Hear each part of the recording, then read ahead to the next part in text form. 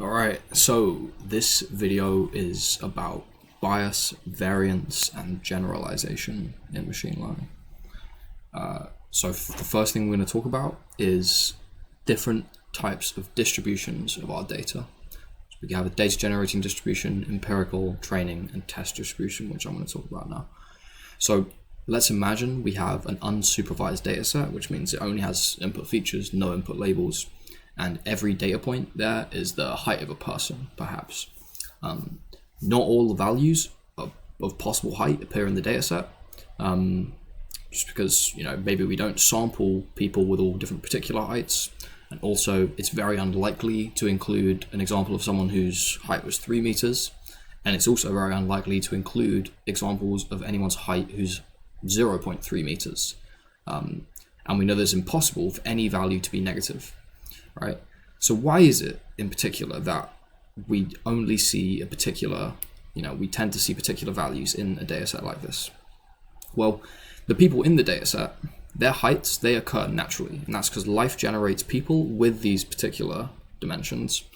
And not all heights are distributed to an equal number of people. Some are more likely than others. You're less likely to have really tall people and really short people than you are to have averagely tall people. And so these real examples come from some distribution which defines how those different heights are attributed to people. So there is a data generating distribution, which is the natural distribution which generates examples of people with particular heights. So that's obviously going to show that it's more likely to have people of average height by definition, and less likely to have people with extreme heights, and absolutely impossible to have negative heights, as we mentioned there. So the values of the people which appear in the data set, they're the heights of people who were sampled from the whole population. So it's definitely not everyone in the whole population, at least in practice. We're rarely ever able to do that. But the population contains many people of different heights, and so the values which we actually sample from that whole population to make up the data set we have, that defines an empirical distribution, which is what does the distribution of the heights which we actually gathered look like in practice? What's the distribution of our data set?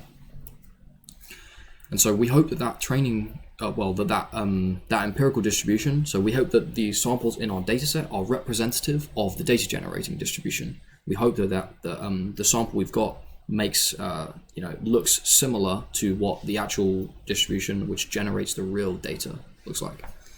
So, then what we do, as usual, is we take the whole data set and we split it into training and testing and maybe validation sets as well. And these then have their own distribution. So they have a training distribution and a testing distribution, maybe a validation distribution. So I'll try to kind of explain that in this diagram here. So maybe the probability of sampling people with a particular height, X, maybe the real distribution of that looks like this pink line here, and that would be the data generating distribution. So it says that the heights of people are actually distributed with a probability distribution which looks like that. So it's you're quite likely to have this height here, you're also quite likely to have this height here, and maybe for some reason there's a dip in the middle. As the height values get taller, you're less likely, and also as they get much smaller. This example wouldn't work very well for height, because obviously here I've drawn it, you can have negative values, but a similar kind of data set maybe. So if this pink one is the data generating, well then, and we actually, maybe these teal colored ones are their samples which we collect in our data set. So they define the empirical distribution of the data. That's actually how these true samples are spread out. And then we'll have our model try to represent the data generating distribution. And so given the data that we've got, it looks like the model distribution has learned that this is a kind of value which it should that's the kind of thing it should look like based on the data. Based on actually training on these training examples, the ones with the orange border, which make up the training distribution, and then the ones with the yellow border are the ones which are in the test distribution. So we would actually learn this model distribution on these 3 points in the training set, and then the distribution which our model then represents, which is just a mathematical function which has the properties of probability distribution. In this case, it looks like this red line here, or is it orange? Yeah. So let's have a look at another example. So imagine we've got an unsupervised image data set where we have, again, no labels, and these images come from some data generating distribution, P data, and all the images in P data, they would be actual realistic looking images that you might see in real life rather than something random or psychedelic. So these are like real images in the empirical, in the data generating distribution. All possible real images are in there. And so that's this, I've kind of drawn like the different subsets of data collection. So in every possible image, which, every possible image, it might be something that you wouldn't see in real life. It might be random noise, or it might be something psychedelic, or it might be a real image, a selfie or something. That's what everything in this green border represents. And then maybe the things which you actually see in nature, so like I said, maybe not this psychedelic or random images, maybe that's everything in this pink region. Maybe we have collected some images which are all within this teal border, and then we're going to split everything in our data set into training and test sets, which are then these different regions of the possible example space. So now imagine a slightly different data set where we have, or maybe the same data set where we have two features to represent particular properties of each input. Well, I've tried to draw these different categorizations on here as well. So maybe all of these different X's are possible images which we could see, and then sort of what have I got? Yeah, so all the green ones, well, all of the X's are ones which we might possibly see, and then some of them are in our test set, the yellow ones. Some of them are in our training set, the orange ones. Okay. So you can see that they're just samples from all these images which might exist. And just a side note, which don't worry about, but maybe all of our data that maybe all possible images exist, or all possible examples for some data set might lie on what you call a manifold. So that is like a lower dimensional shape within some higher dimensional region, or maybe just some particular shape or subset within this whole feature space. So maybe any example here is not a realistic looking image, but or a realistic example for some data set, but maybe every example that relies on this ring is. Don't worry too much about that. But yeah, basically what you need to know from this is that the different samples which make up different data sets we have, or maybe the whole data set, they have their own distributions which tell us how are all of the examples laid out in there, what's likely, what's unlikely. So we talked about unsupervised images, unsupervised data sets so far. What about the supervised case? So in the supervised case, and that is where we have a label as well as an input, as well as the inputs for an example. What the data generating distribution controls there is the likelihood of any particular input-output pair. So let's say we had a data set of people's heights as inputs and their ages as outputs, maybe for predicting the age from the height. Then it's unlikely to generate a pair something like this, where you have height 3 meters and age 25 years, just because height 3 meters is very unlikely. But this distribution will define what examples are most likely to be sampled in our empirical distribution of our data set. So we'll talk more about the supervised case in a sec. So how do classifiers use these distributions to make predictions? Well, let's say we have some data set with examples which have 3 different features. So each example has value for x1, feature 1, feature 2, and then feature 3. And then we can make maybe we've got some simple linear model which takes a weighted combination of those 2 things to predict a prediction. and then maybe we have some function to put that output between 0 and 1, because what classifiers do is they try to exactly predict this probability distribution. So given some input, they're going to output a single value, which they predict is the probability of that example at that point occurring in the data set. And so this function here might represent the model's confidence that a particular example, maybe someone's height, is in this data set. So if we have, let's say this didn't go below 0, well then maybe this is the point where this is the average height. So it's like, okay, well if I see someone who's about 1.8 meters, well then that's quite likely that it could be a real height. It could be a real example. Otherwise, imagine maybe an image data set, and this is a particular high-level feature about it. Well, if it has maybe, it's much higher level here, but imagine it's like, okay, having this value means like there are wheels in the picture. Well, then this is my probability that I think this image is a picture of a car or something like that. So basically, classifiers output directly the value which they predict for that probability distribution. There's other examples here if you want to read that, if that's not totally clear.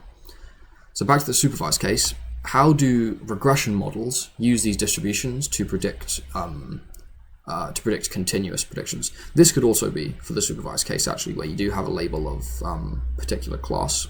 Otherwise, this could be for the unsupervised case, just predicting, is this a real example? What's the probability of that or not? So yeah, in the case where we're doing regression, trying to predict a continuous value from some input, let's say we have the similar input with 3 different features for each example, make a weighted combination for them, and this time this can be any real number, and we're trying to predict that real number. So maybe it's features about a house and the house price, which we're trying to predict. Well, how do these kind of models use the distributions which we've discussed, like the empirical distribution, training, test distribution, and data generating distribution, to make predictions? Well, these models, and you should look at the ML, the maximum likelihood explanation notebook for more examples and explanation on this. But basically, these models, they don't really predict an actual value. What they predict is a distribution over values for our output, given some input, and then they take the maximum value of that distribution which they've predicted. So maybe maybe again it's the data set of predicting age from height. So if we take in a particular x, well then our model is gonna predict some distribution. Well, if they are this tall, then I reckon there's a range of possible ages which they could be, and then given my confidence in the different values across that range, which might look like this, I'm going to say my best guess is the one which I think is most likely. So that will be here. And that, if we're using a Gaussian curve, just see this notebook for more information on that, then that's going to be right at the center of this distribution. And so I would predict my actual output to be the value with the greatest probability. So what value of y am I most confident that they are? Because they could be a range of different ages given their particular height. So yeah, check out this notebook for more information on that. But that is how how these kind of models use these sort of distributions to make predictions. So now we know about that, we can talk about bias and underfitting. So when we train our models, we need to be sure they're optimizing for the right thing. If we try to fit a curve with a straight line, the line's parameters might converge to values that produce the minimum loss, but they won't actually represent the input-output relationship we need. So if we run this cell just here, it's all stuff we've done before. What we're doing is we're trying to model a cubic function, which is our true data, with a straight line. And you can see, like, it does its best, but it's not good enough, because this linear model doesn't have the capacity to represent a cubic function. So even though it does converge to the best fit, it's not a good fit. The model isn't actually predicting something that we want. It's not predicting the right thing, and that's purely because it doesn't have the capacity to do so. So what is bias? Bias, mathematically, is the expected difference between the parameters that we learn and the true parameters that define the data generating distribution. So that is the expected difference between predicted parameters and the true parameterization of that function. So like this. Now, the model is never going to fit this curved data because it can only represent straight lines. So even though it's the best fit, it's still still not doing a good enough job. And this is because it's biased to think that the input-output relationship of the data is a straight line. That's purely because we've said the model, we've put some prior information into the model, just given it the capacity to represent a straight line, and we've said, you don't have the capacity to represent these curved relationships. So it's biased thinking it's a straight line, and it can't represent our data well. And what this causes, as you can see here, is underfitting. And this is the model, it can't do a good enough job of fitting the data points, even at its best parameterization. So how can we identify that something like this is happening? One way we can do it is we can look at the test and train loss and see that they do go down, but they don't go down low enough to actually make low error predictions when we try it on either the test or the training data. It just doesn't do a good enough job at making estimates for points at this value of x, points at this value of x, or down here, or anywhere where it doesn't cross the line actually. So yeah, with bias you'll basically see it converge to some values, but it just not get any good, not get any good predictions, or as good as it needs to get to actually do a good job. So it converges, but not well enough. What can we do about this? Well, first obvious thing is we can use a model with greater capacity. So if we gave our function, this red line here, capacity to represent maybe cubic relationships, or any higher order polynomial function of x, then it might be able to represent curve functions, and it might be able to better fit that data. And so we might be able to learn actually a parameterization which does model that curve well, if we made our model more capable. And hence it wouldn't be biased to think that the function it should represent is a straight line, and it could have all the freedom to do kind of curved input-output relationship mapping. Another thing we could do is change our objective function. So maybe we're optimizing for the wrong thing. But yeah, the main one is use greater capacity models. So visualizing bias, we're going to do that in a second down here. But actually, firstly, just here's an example of how, in theory, we could calculate the bias of a function.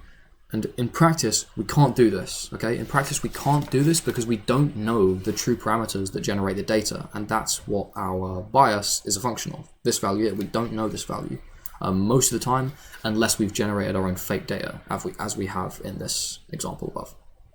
So, just to be clear on that, we can't do this in real life. This is just a theoretical demonstration of how we could calculate the bias of a model if we knew the true parameters. So let's say we've got we're trying to model a input-output relationship of the data, of which the data generating function has these parameters.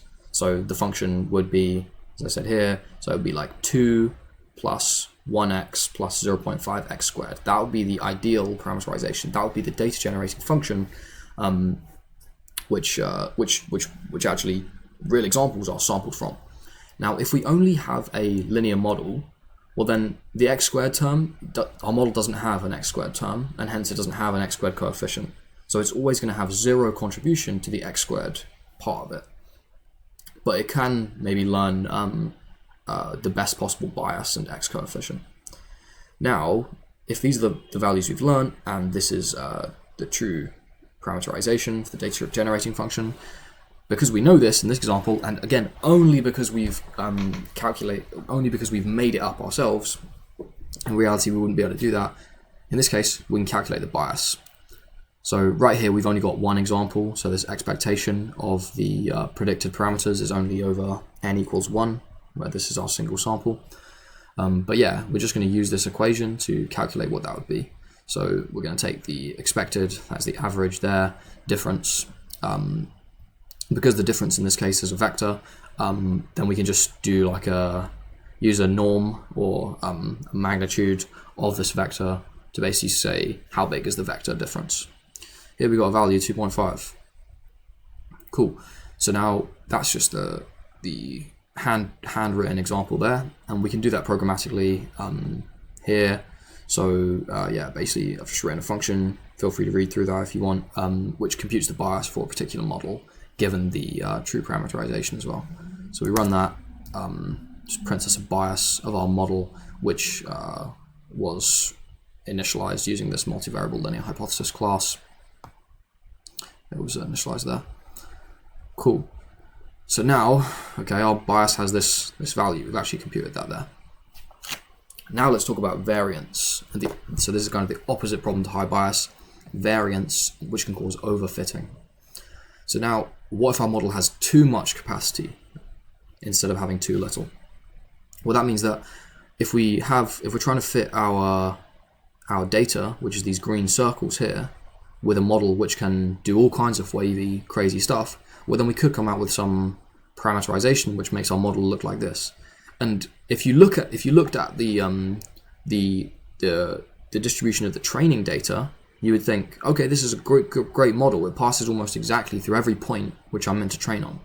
The problem with this is that it doesn't generalize well to examples which aren't in the data set. So if we try and measure the x, try and make a prediction for some x here, well, the real function, this green line, would give you a value here, but our function will give you a value up here. So there's this massive error. It's a generalization error. It doesn't generalize well to examples, which it hasn't seen during training.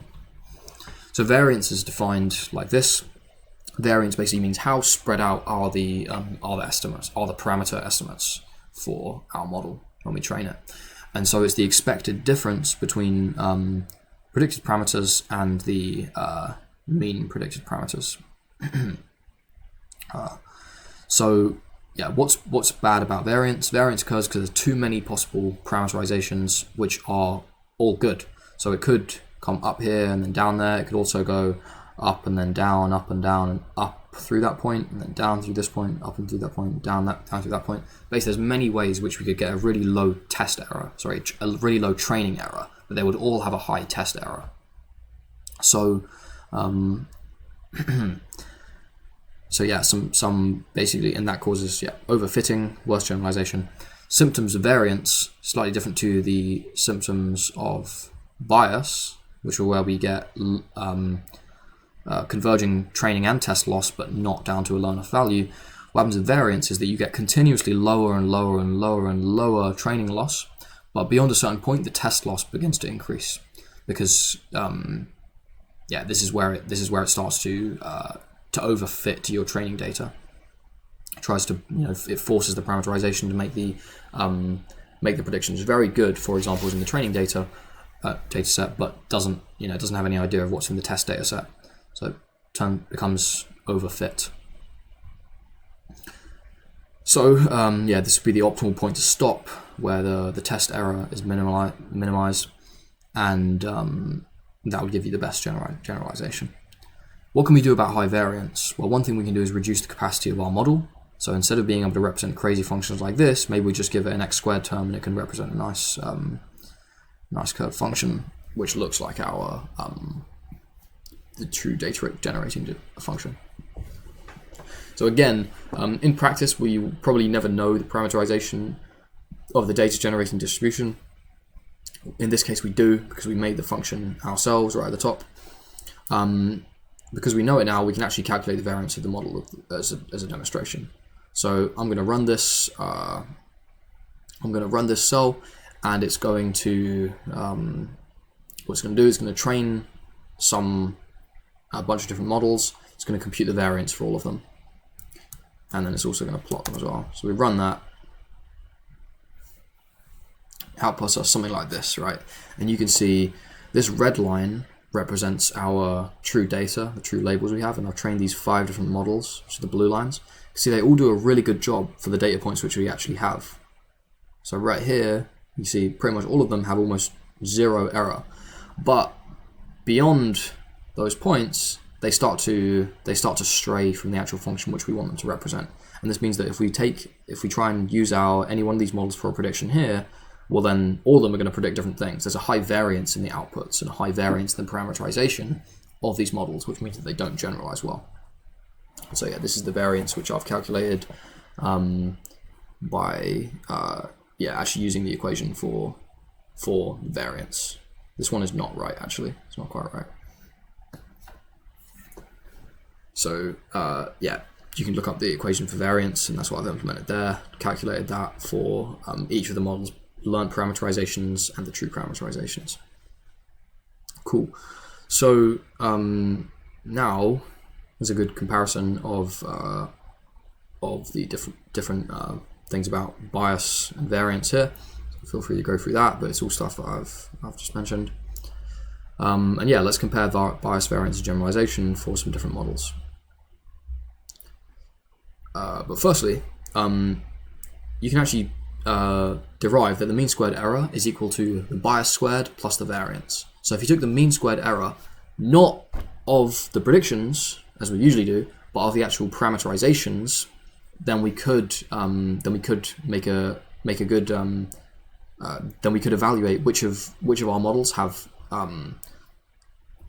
best trade-off bias and variance to kind of dually minimize both. Well, to minimize the sum of bias squared and variance. So yeah, if we knew how to do that, then we could evaluate the mean squared error predictions between the learned parameterization and the true parameterization to trade those things off. But because that is a function of the true parameterization theta, which we may never know in practice, most likely we will never know it. We most likely can't do this. We most likely can't compute the difference because we don't know that single value which it depends on. But in our case, like I said, we do. So we can run that, and it's going to train a bunch of different models and get their learnt parameters. It's going to make a list of those biases and the variance using those parameters which each of those models learns, and then it's going to plot us the bias, variances, and the mean squared error which you calculated there. So overflow means we've got an infinity number, so it's not going to apply anything above order 5 probably. But if you look at what it did give us, you can see the drawing down here illustrates this better, but basically as the capacity of the model, and in this case we're using a polynomial model, so as we add extra terms of x, the bias reduces because it's not biased being a straight line, it's not biased being quadratic, it goes down almost to 0 because it has the ability to represent whatever function it needs to. It's not biased to be anything which can't actually capture that relationship between the input and the output. And so it goes down to its minimum, or at least somewhere along its minimum, at 3, when we have 3 orders of x. So when we have an x cubed term in our model, the bias is pretty low. Well, why is that? Well, that makes sense because our data is cubic. We define a cubic function at the top. And we can also see as we increase the capacity of our model, the variance increases. So as we introduce higher order terms of x, there's more possible different parameterizations which all do a good job. Because if our data is cubic, well, we could have a function where the x to the power 4 and x to the power 5 terms are 0, or we could have other parameterizations where they're non-zero, and maybe the other parameters, the other coefficients, the weights of the x cubed and x squared term, they might be different. So there's many different ways that we can parameterize our model and still perform well on the training set as we increase the capacity of it. And this mean squared error here is the sum of those two things, and you can see that is minimized at 3. And so if we could do this, we could use this mean squared error to figure out that this is the right capacity, this is the optimal capacity for our model. So we should use a model with terms up to x cubed. But again, we can't do this in practice because computing all of these values which are plotted here depended on us knowing the true parameterization of our data generating function, which we rarely ever know. So this graph down here is just a more clear way to visualize that. So as we increase model capacity, bias decreases, variance increases, and the mean squared error, which accounts for both of those two things, is the sum of them, and obviously that has some minima here. So this is the optimal capacity, which would be best if we could find that. And beyond that point where we give our model more capacity, it begins to overfit, begins to do very well on the training set, but maybe not generalize so well to unseen examples. And if we give it less capacity than that optimal value, then it will begin to underfit and not actually be able to capture the relationship between the input and the output, which we really care about. So like I said, we can't calculate these things in real life because we don't know the real parameterization of the data generating function, but we can do other things. So we can, for example, measure the loss on the training and test sets to see whether the model is converging and how well its generalization is. So, okay, so yeah, and basically this code here, it's already been run. This will basically evaluate training losses and test losses for a certain number of epochs.